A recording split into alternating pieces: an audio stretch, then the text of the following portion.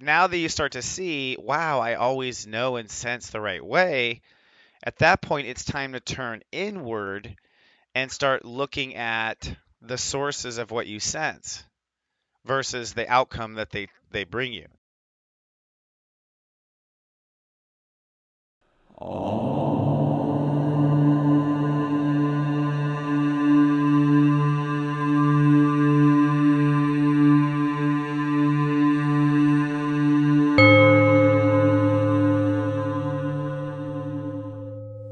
Good morning and welcome now to Thursday. Well, the moon is well into Pisces, and that means guilt trips will run amok.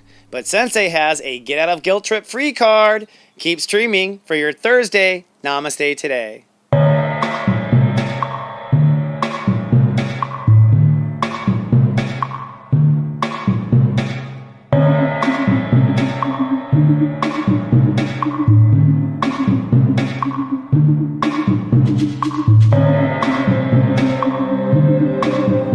Welcome to Namaste Today, an extraordinary way to start your day. I'm your host and spiritual life coach, Christopher Witecki.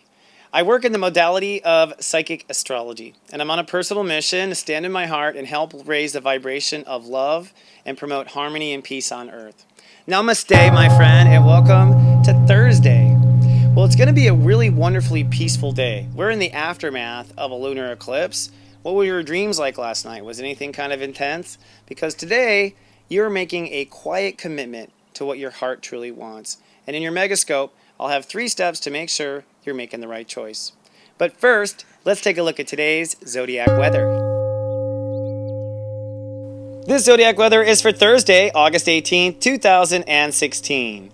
Looking ahead at the 5-day moodcast. Tomorrow on Friday, it's going to be sunny, but there's a real chance of some serious tension. Saturday is a day of manifestation, so you'll be sunny and fertile.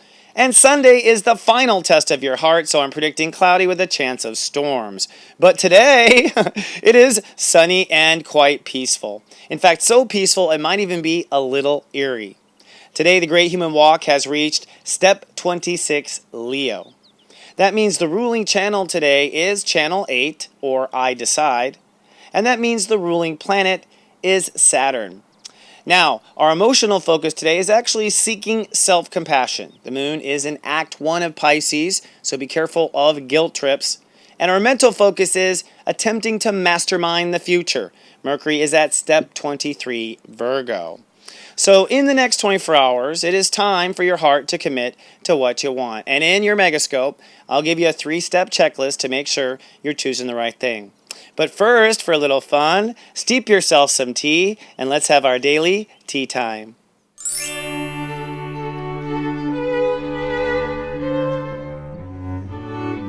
Hello, my friend, and welcome to our tea time.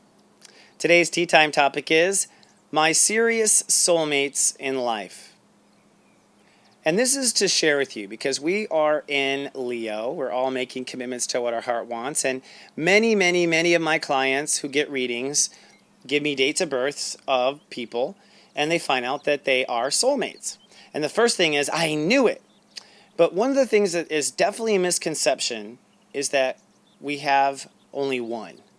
In fact, I think we only have one twin flame maybe, and I've had a segment about that before. That twin flame may be a twin sister, twin lover, twin neighbor. Like, they don't necessarily show up as passionate flame, and that is pretty much your equal on the other side. Soulmates, in my opinion, are people we have mated with, and I've made jokes about my soulmates. Whenever I do a story about a past life wife, that's a soulmate. That's someone that I have incarnated with, who's been there with me thick and thin. So the hard part with soulmates is that when you first meet them, you feel so much love and you feel so much connection to them. And it's like you've known them your whole life. And what happens is the energy of the soulmate has to get caught up to the story. So when you first meet, you're remembering the times you've always first met. And you're remembering the times you always fell in love. And you're remembering the times you always did that.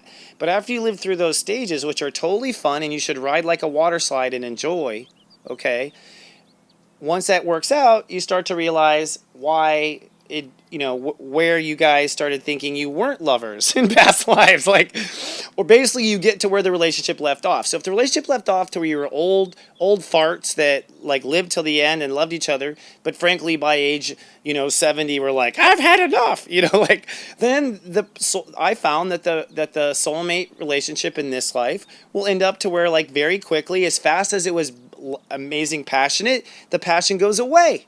As fast as it came, it goes away. I'm talking about the raw passion. The love doesn't go away. The other thing is that these people always show up at the worst times, and that's not an accident. You'll find that a soulmate shows up when you're in a relationship, they're not. When they're not, you are. Like, there might have been a moment when you could kind of consummate, but then from that point on, it's like always like can never hook up, and that is the point too. I believe personally that past life relationships are basically how we unlock parts of our personality we want to unlock. It's that when we're in front of a certain person, this part of ourself comes out. And that part's supposed to stay. And that person is here to host that part of us, in my opinion. So I've got past life personalities, and there's different, and so in all my past lives and all my past life soulmates, the people that I've had the pleasure of, spending a lifetime with, making love to, having close relationship with in past lives, those people now, they know me better than most people. They're the people that call me on my bullshit. They're the people that remind me of who I really am when I'm in these new lifetime stories, when I'm out trying to bring, new, adventures to the Wateki story. So I believe that our serious soulmates in life are true mates. They love you. They want to be there for you. But they can't. Like, they will as much as they can, but I find that the actual soulmates can't. Now, sometimes people are meant to pick up a soulmate. Now, I don't want to hasty generalize. I want you to know too that when I do readings, a lot of times soulmates were together and then the king killed them both, and so they both never got to hook up. So a lot of times you do have soulmate situations that were interrupted and they want to continue. So I'm not saying you're not supposed to be with a soulmate. I'm saying you've been with them before, and I say that once it awakens, you need to ask yourself, okay, what's it going to be in this life, and what's it going to be moving forward? I'll find too that and I think everyone knows this, but I think soulmates come in all sorts of forms. A lot of times, I'll just tell you, psychically, when I do readings for people, their children now were soulmates and lovers way, way in the past. So it's like a lot of times soulmates end up becoming the children you have. Like after you've been already had the romantic relationship, already been there as the brothers, already been there as a friend, then it seems like, okay, you're like family now. And so they start to incarnate in your line. And then of course it's off touch from that perspective as well. But the point is this to me is the story of soulmates. So, my standard philosophy is wait and see. One thing I know about love is when love is when it's meant to happen, everything opens up right there. It's easy. There's no problems. Both parties are in the same town. If you have to get on the phone or Skype, travel to other towns or whatever, and you love them, there's a reason why the universe has kept you apart. Honor it what it is. They're going to help you find the one that does matter. So no one goes without. All right. Let's take a sip of tea, and I will channel for you today your Megascope, and we will see what Spirit has to say for you.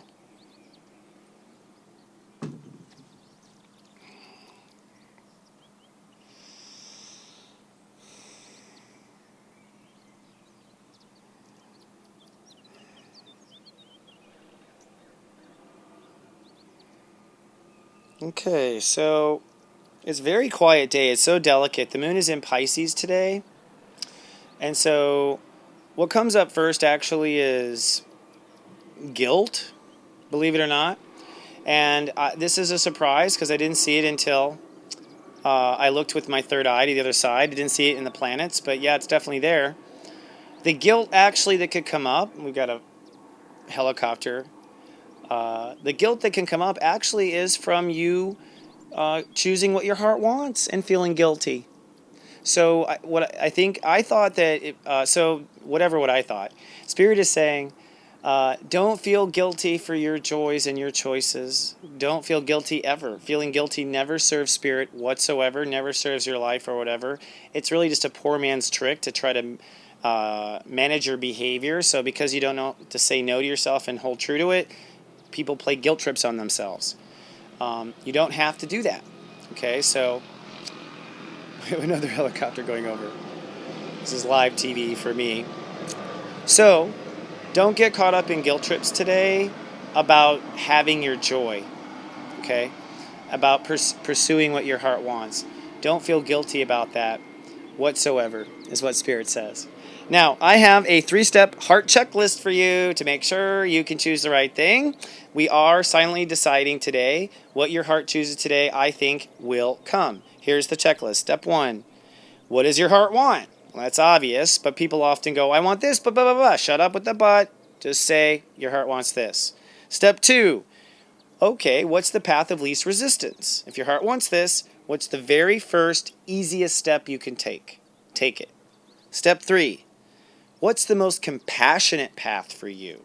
Okay, if the first step you take is to go 7 days without food, that's not compassionate. That's not the path of least resistance, okay? Like, compassionate path of least resistance is, it's going to be a breeze. And sometimes it's almost, I gotta say, as Sensei Sirius Joy, I'm a Taurus, I'm a hard worker. I almost giggle and sometimes get upset that it comes easy. I'm like, oh, came so easy. And I have to rewire myself.